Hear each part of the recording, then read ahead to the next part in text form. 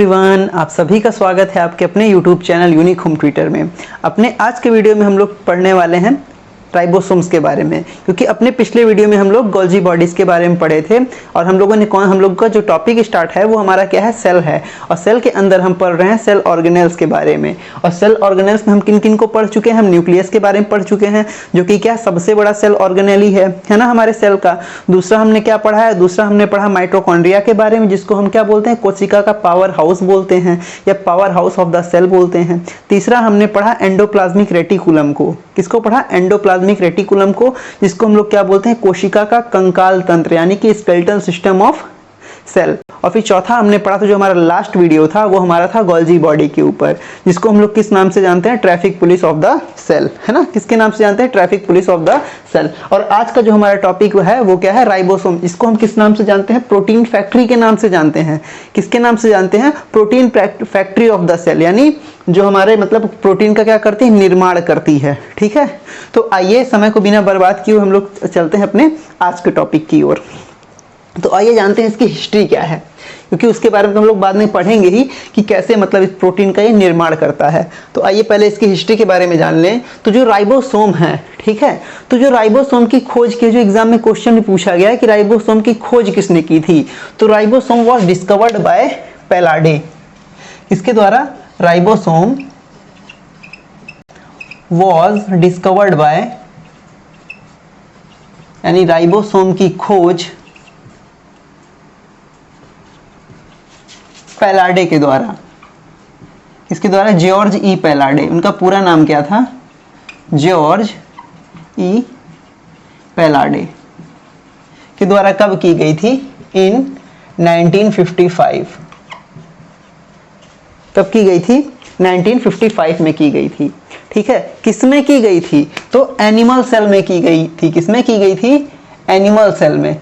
ठीक है, जनरली ये क्वेश्चन लिखा नहीं होता है, ठीक है, कि एनिमल सेल में या राइबोसोम की खोज किसने की, तो पैलाडे ने क्या की थी, एनिमल सेल में राइबोसोम की खोज की थी। कब की थी, 1955 में की थी। अब यहाँ पे क्वेश्चन ये बनता है, जब हम एनिमल सेल के बारे में पढ़ लिए तो प्लांट सेल भी होता है, तो प्लांट सेल में इसकी खोज किसने की थी, है ना। तो जो प्लांट सेल में है, इन प्लांट सेल,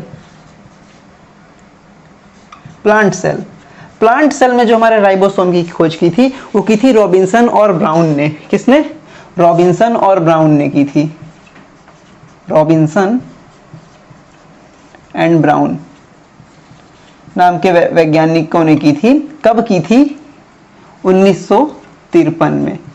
याद रखिएगा 1953 में, यानी कि प्लांट सेल में एनिमल सेल से पहले राइबोसोम की खोज हो चुकी थी। ठीक है, किसने की थी, रॉबिन्सन एंड ब्राउन ने की थी।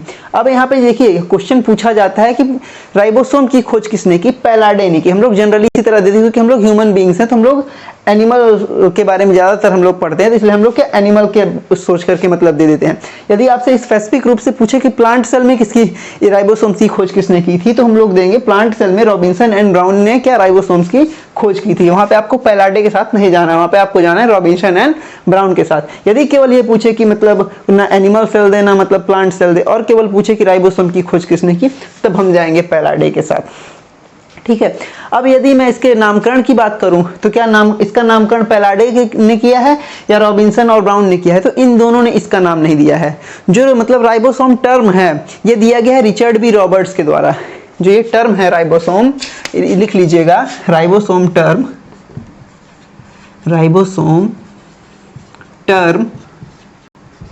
was given by Richard B Roberts, या रॉबर्ट्स के द्वारा ही बस केवल कर लीजिए,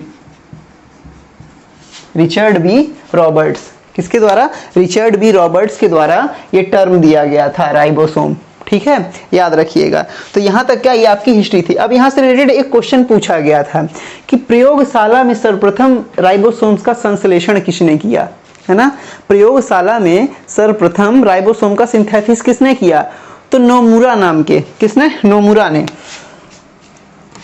एक नोमुरा नाम के मतलब साइंटिस्ट थे, उन्होंने क्या किया था, राइबोसोम का सर्वप्रथम संश्लेषण किया था। राइबोसोम का क्या किया था? सर्वप्रथम संश्लेषण कहाँ पे? लैब में।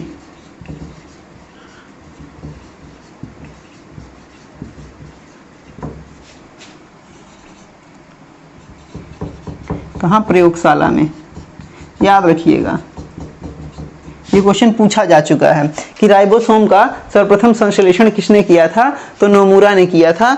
कहाँ पे किया था? लैब में किया था। तो यहाँ से रिलेटेड देखिए, मैं 4 क्वेश्चन मिले जो कि राइबोसोम की हिस्ट्री के बारे में बताते हैं कि राइबोसोम की खोज किसने की थी? पैलाडे ने की थी। किसमें? एनिमल सेल में। कब? 1955 में। अब यदि हम बात करें प्लांट सेल में इसकी खोज किसने की, तो रॉबिन्सन और ब्राउन ने इसकी खोज प्लांट सेल में की 1953 में। फिर राइबोसोम नाम किसने दिया या राइबोसोम टर्म किसने दिया? तो ribosome term was given by Richard B Roberts. ठीक है। और यदि मैं बात करूं कि राइबोसोम का सर्वप्रथम संश्लेषण किसने किया लैब में, तो किसने किया? नोमुरा ने किया। तो यहां तक का आप लोग क्या कर लीजिए, नोट कर लीजिए, फिर मैं आगे इसके बारे में और बताता हूं। ठीक है, तो इसे आप लोग क्या कर लीजिए, नोट कर लीजिए।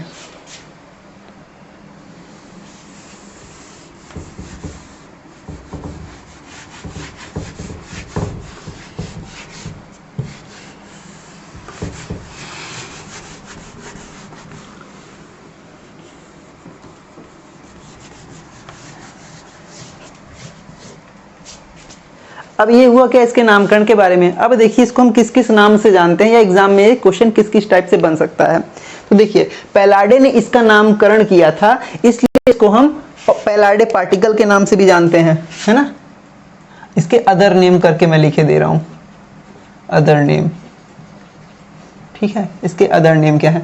इसका जो सबसे पहला नाम है, क्योंकि इसे पैलाडे ने खोजा था, तो इसीलिए इसको क्या बोलते हैं? पैलाडे पार्टिकल बोलते हैं। क्या बोलते हैं? पैलाडे पार्टिकल। ठीक। दूसरा इसे क्या बोलते हैं? दूसरा यदि मैं बात करूं तो इसे बोला जाता है कि प्रोटीन फैक्ट्री बोला जाता है, protein factory of cell, protein factory of cell. ठीक है। यदि मैं तीसरे इसके नाम की बात करूं तो ये क्या, इसका जो ये बना होता है, ये क्या, वो आरएनए और प्रोटीन का बना होता है, इसीलिए इसको बोला जाता है ribo nucleo protein particle, ribo nucleo protein particle. ये क्यों बोला जाता है? ये इसलिए बोला जाता है कि जो हमारा राइबोसोम है, ये दो प्रकार के, एक तरीके से ये दो चीजों का मतलब कॉम्बिनेशन होकर के बनता है। पहला होता है आरएनए, है ना, आरएनए, यहाँ पे देखिए स्मॉल आर से मैंने इसे लिखा है। दूसरा होता है प्रोटीन। अब यहाँ पे आर का यह जो स्मॉल आर है, इसका मतलब क्या? इसका मतलब होगा क्योंकि राइबोसोम इससे मिलकर के बना है, तो इसे हम लोग बोलते हैं राइबोसोमल आरएनए। क्या बोलते हैं? Ribosomal RNA plus protein.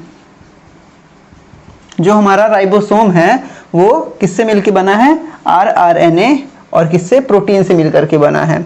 अब यदि मैं इसके क्वांटिटी की बात करूं तो दोनों लगभग क्या, सेम क्वांटिटी में होते हैं। दोनों लगभग कितने क्वांटिटी में होते हैं? सेम क्वांटिटी में होते हैं। ठीक है। तो ये क्या था हमारा, इसका एक तरीके से थोड़ा सा नोटिफिकेशन था कि इसको हम और किस किस नाम से जानते हैं और ये किससे मिलकर के बना है। ठीक। अब यदि मैं बात करूं इसके टाइप्स के बारे में, किसके बारे में? इसके टाइप्स के बारे में। तो जो हमारा ये राइबोसोम है, ये दो टाइप का होता है। कितने टाइप का होता है? दो टाइप का होता है, 70S राइबोसोम और 80S राइबोसोम। उसको बताने से पहले बताऊंगा कि किसमें किसमें पाया जाता है। ठीक है। तो जो हमारा ये राइबोसोम है, ये प्रेजेंट होता है किसमें? प्रेजेंट इन प्रोकैरियोटिक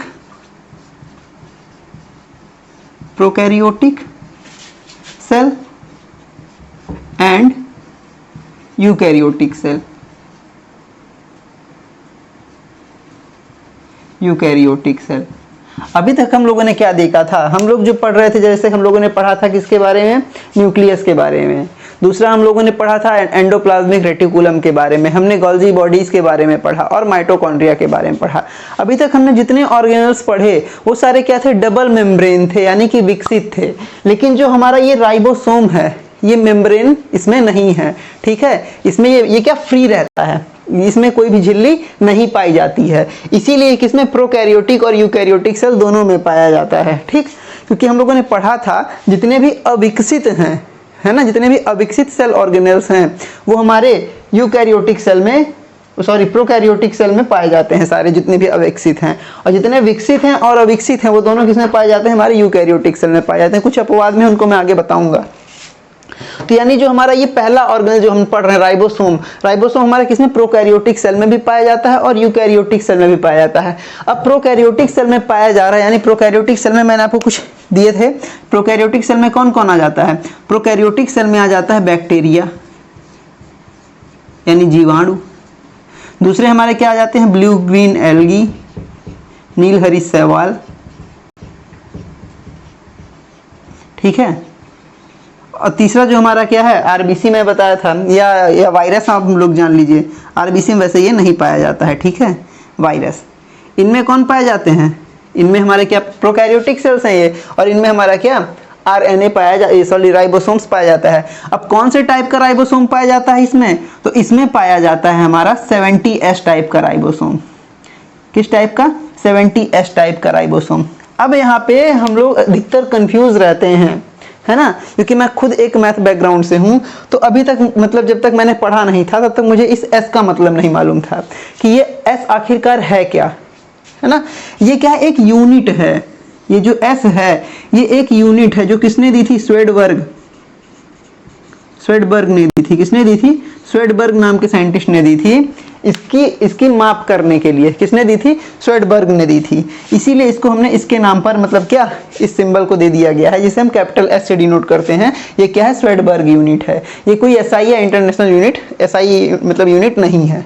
ये केवल एक मतलब बहुत से छोटे, जो बहुत ही छोटे कण होते हैं उनको मापने के लिए ली गई है, ठीक। तो ये क्या है, स्वेडबर्ग यूनिट है। जो एस है इसका मतलब होता है स्वेडबर्ग, ये आपसे पूछा जा सकता है। तो यहाँ पे जो हमारे ये प्रोकैरियोटिक सेल हैं, है ना, उनमें कौन से टाइप का राइबोसोम पाया जाता है, 70S टाइप का राइबोसोम पाया जाता है। अब 70S टाइप का जो राइबोसोम है, इसके स्ट्रक्चर की बात करें तो इसका स्ट्रक्चर कॉम्बिनेशन अलग अलग होता है, क्योंकि इसमें क्या प्रोटीन भी है और आरएनए भी है। तो ये कॉम्बिनेशन को दिखा रहा है, ठीक है, आरएनए और प्रोटीन के। तो उसके बारे में अभी जब डिटेल से इसके स्ट्रक्चर के बारे में पढ़ेंगे तब मैं बताऊंगा। अब यदि मैं बात करूं यूकैरियोटिक जितने भी सेल हैं, तो यूकैरियोटिक सेल यानी कि विकसित जितने भी मतलब जीव जंतु हैं, विकसित हैं, जो मतलब पेड़ पौधे हैं, वो क्या है, यूकैरियोटिक सेल के अंतर्गत आते हैं, है ना, क्योंकि उनमें यूकैरियोटिक सेल पाया जाता है। अब इसमें कौन से टाइप का आरएनए पाया जाता है, तो इसमें 80S टाइप का राइबोसोम आरएनए पाया जाता है। कौन से टाइप का, यूकैरियोटिक सेल में 80S टाइप का राइबोसोम पाया जाता है, ठीक है। समझ में आया। जितने भी हमारे प्रोकैरियोटिक सेल हैं उसमें कौन से टाइप का, 70S टाइप का। दूसरा यूकैरियोटिक सेल में 80S टाइप का। अब इससे क्वेश्चन क्या पूछा गया, तो इससे क्वेश्चन ये बना है कि बैक्टीरिया में, है ना, कौन से टाइप का राइबोसोम पाया जाता है। तो बैक्टीरिया हमारे कौन से टाइप का पाया जाता है, 70S टाइप का पाया जाता है। और यदि मैं बात करूं तो माइटोकॉन्ड्रिया जो हमारा है, माइटोकॉन्ड्रिया में भी हमारा क्या राइबोसोम पाया जाता है। उसमें कौन से टाइप का पाया जाता है, तो उसमें 55S टाइप का राइबोसोम पाया जाता है। किसमें, माइटोकॉन्ड्रिया में। याद रखिएगा, ये पूछा जा सकता है कि माइटोकॉन्ड्रिया में किस टाइप का आरएनए पाया जाता है, तो उसमें 55S टाइप का क्या आरएनए पाया जाता है। तो ये था क्या हमारा कुछ इसका एक नॉर्मल। अब आइए थोड़ा सा जान लेते हैं इनके अदर स्ट्रक्चर के बारे में कि 70S टाइप के राइबोसोम क्या हैं और 80S टाइप के राइबोसोम्स क्या हैं और ये किसमें पाए जाते हैं, ठीक। अब जो हमारे 70S टाइप के राइबोसोम है, मैंने आपको बताया कि प्रोकैरियोटिक सेल में पाए जाते हैं, ठीक है, ठीक है। अब प्रोकैरियोटिक सेल में मैंने आपको बताया, देखिए इसका कैसा रहता है, मान लीजिए कि मैं आपको बना रहा हूं, ये दो सब यूनिट में रहता है ऐसे, इसकी दो सब यूनिट होती हैं, एक छोटी होती है एक बड़ी होती है। तो इसमें ये पाया जाता है 50S, जो इसको हम बोलते हैं लार्ज सब यूनिट। क्या बोलते हैं, लार्ज सब यूनिट। आप लोगों ने देखा होगा ना 50S और 30S करके लिखा होता है, ठीक। तो जो 70S टाइप के राइबोसोम होते हैं, अब देखिए यहाँ पे जब हम इसका कॉम्बिनेशन करते हैं, यहाँ पे यदि हम जोड़ें तो 80 हो रहा है, लेकिन हम इसे 70S बोल रहे हैं। क्यों बोल रहे हैं कि यहाँ पे जो बीच में गैप है, जब ये कंबाइन होता है तो ये 70S पूरा हो जाता है। यहाँ पे बीच के गैप को भी एक तरीके से जोड़ ले रहा है, हम इस समझने के लिए बोल सकते हैं, क्योंकि इनको कभी जोड़ते नहीं है। ठीक, इसको हम बोलते हैं 70S टाइप का।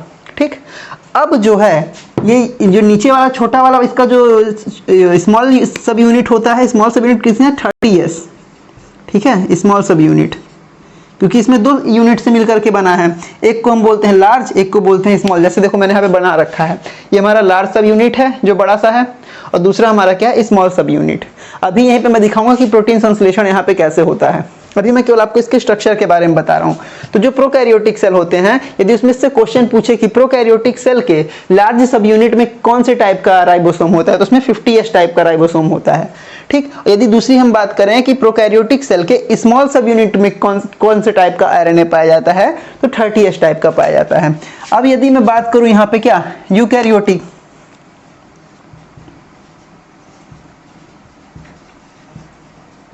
यूकैरियोटिक सेल की, जिसमें जो सारे डेवलप्ड हैं, उसमें कौन से टाइप का मैंने बताया, 80S टाइप का। कौन से टाइप का, 80S टाइप का। अब 80S टाइप की यदि मैं बात करूं तो 80S टाइप में मैं मान लो ये स्ट्रक्चर इसका बना रहा हूं, ये इसका स्ट्रक्चर हुआ, ये इसकी स्मॉल हुई है, ये लार्ज हुई सब यूनिट। अब यहाँ पे देखिए जो इसमें है, इसमें पाया जाता है लार्ज, इसकी जो सब यूनिट है इसमें 60S टाइप का राइबोसोम पाया जाता है। जो इसकी स्मॉल सब यूनिट है इसमें 40S टाइप का राइबोसोम पाया जाता है। ठीक है, अब यहाँ पे एक और पूछा था साइटोप्लाज्म, क्योंकि जो हमारा ये राइबोसोम है ये हमारे साइटोप्लाज्म में भी पाए जाते हैं। किसमें, साइटोप्लाज्म, जो हमारा क्या है, कोशिका द्रव्य, ये कोशिका द्रव्य में भी पाए जाते हैं। तो अगर मैं कोशिका द्रव्य में बात करूं तो ये मतलब इनका कॉम्बिनेशन क्या रहता है, इनका कॉम्बिनेशन रहता है, सॉरी थोड़ा छोटा ही बनेगा, इनका कॉम्बिनेशन जो रहता है ये भी रहता है 70S टाइप का। इसमें भी कौन से टाइप के पाए जाते हैं, 70S, लेकिन यहाँ पे थोड़ा सा स्ट्रक्चर चेंज होगा। यहाँ पे क्या हो जाएगा, ये हो जाएगा 50 और ये होता है 33S। ठीक, इस टाइप का। तो यहाँ पे आपको ये समझ में आया होगा। प्रोकैरियोटिक सेल में यानी हमारी मतलब एक कोशिकी, जितने प्रोकैरियोटिक सेल्स हैं, जो हमारे प्राचीन जो हमारी कोशिकाएं हैं, उनमें 70S टाइप के राइबोसोम्स पाए जाते हैं। उसके लार्ज सेल में 50S और स्मॉल सेल में 30S। साइटोप्लाज्म में हमारा 70S टाइप का राइबोसोम पाया जाता है, लार्ज सेल में 50, स्मॉल सेल में 33। यदि मैं बात करूं हमारे यूकैरियोटिक सेल में, तो यूकैरियोटिक सेल में हमारी लार्ज सब यूनिट कितनी है, 60S, और स्मॉल सब यूनिट 40S। तो इससे क्वेश्चन पूछा जा सकता है। ठीक है, तो आपको ये नंबर्स याद रखने होंगे।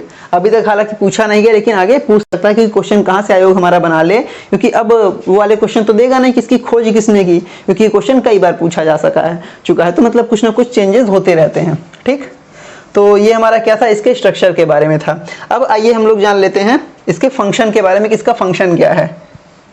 ठीक है, तो जो हमारा ये इसका मेन फंक्शन वो हम क्या जान चुके हैं कि ये प्रोटीन सिंथेसिस में क्या करता है, हेल्प करता है। तो इसमें आप फंक्शन में लिख सकते हैं कि इसका प्रमुख कार्य क्या है, प्रोटीन का संश्लेषण करना, या formation of protein, formation of protein लिख लो। Main function of ribosome is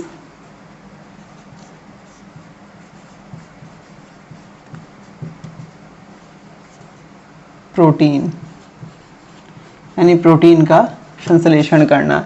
इसीलिए इसको क्या बोलते हैं, प्रोटीन की फैक्ट्री बोलते हैं। मैंने आपको क्या बताया किसमें किसमें पाया जाता है, ये हमारा माइटोकॉन्ड्रिया में पाया जाता है। ठीक है, दूसरा मैंने क्या बताया, ये हमारे न्यूक्लियस में पाया जाएगा, न्यूक्लियोलस में, या न्यूक्लियस ही बोल देते हैं, न्यूक्लियस के न्यूक्लियोलस में, यानी केंद्रिका में। यहीं पे क्या इसका फॉर्मेशन भी होता है। और हमारा किस में पाया जाता है, हमारे प्लास्टिड्स में पाया जाता है, यानी जो हमारा हरित लवक है, यानी कि क्लोरोप्लास्ट।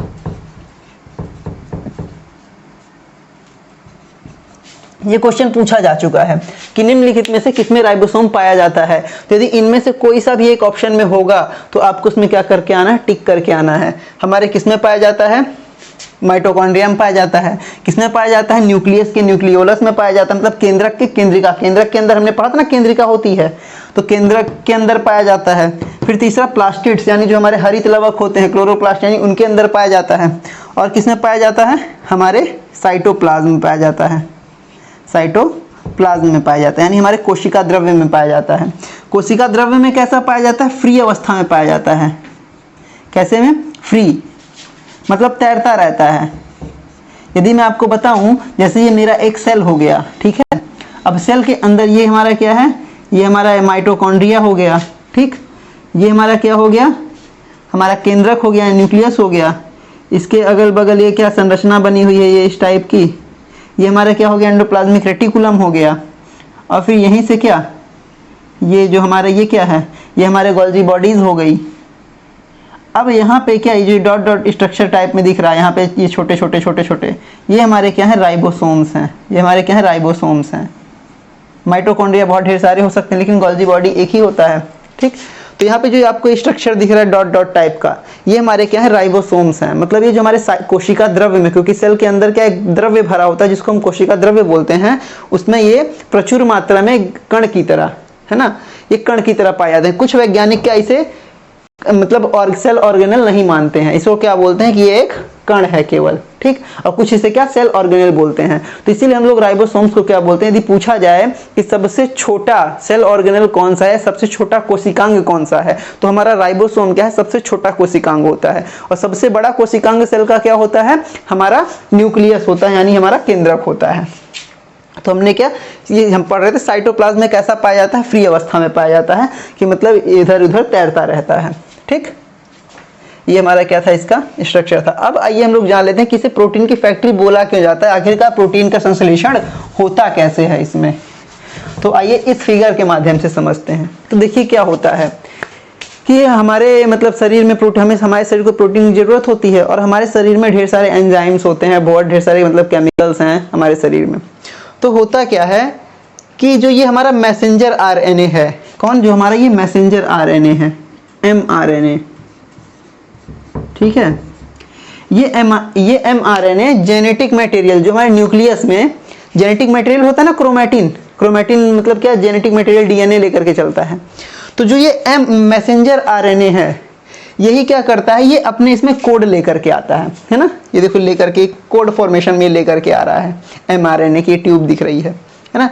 इसमें क्या ढेर सारे आरएनए हैं, mRNA जो कोड्स के फॉर्म में है, ठीक। अब ये जैसे ही जाते हैं क्या सेल के अंदर, जैसे सेल को अब जरूरत हुई, क्या सेल को हमारे जरूरत है या हमारे बॉडी को जरूरत है किसकी, प्रोटीन की।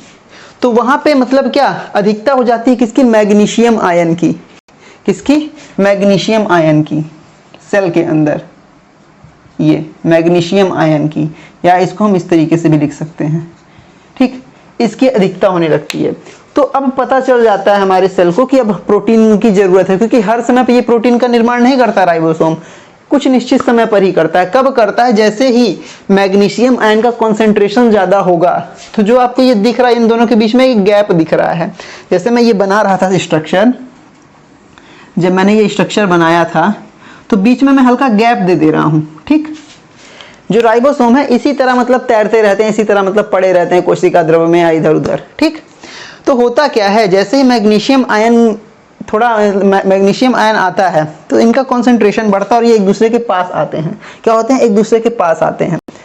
तो जैसे ये एक दूसरे के पास आए तो यहाँ पे ये कोड लेकर के आता है mRNA, यहाँ पे मतलब क्या, ये जेनेटिक मटेरियल्स हैं, यहाँ पे कोड हैं। तो जो हमारा tRNA है ना, इसको हम बोलते हैं ट्रांसफर RNA।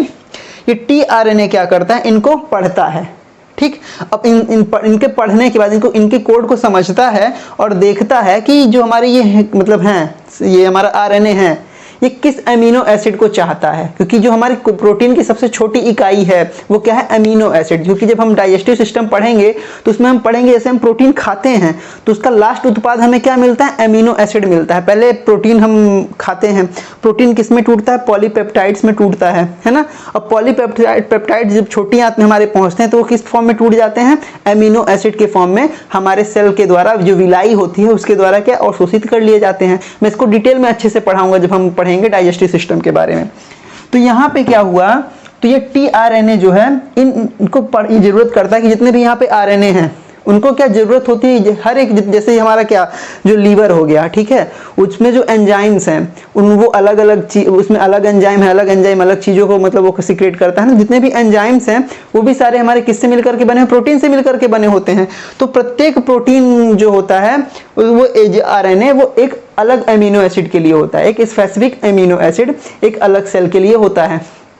तो इस कोड को जिसकी जरूरत होती है, माना गया जैसे पैनक्रियाटिक सेल है तो पैनक्रियाटिक सेल में इंसुलिन है ना, इंसुलिन में भी ढेर सारे एंजाइम्स हैं, उसके लिए दूसरा मतलब होगा, ठीक।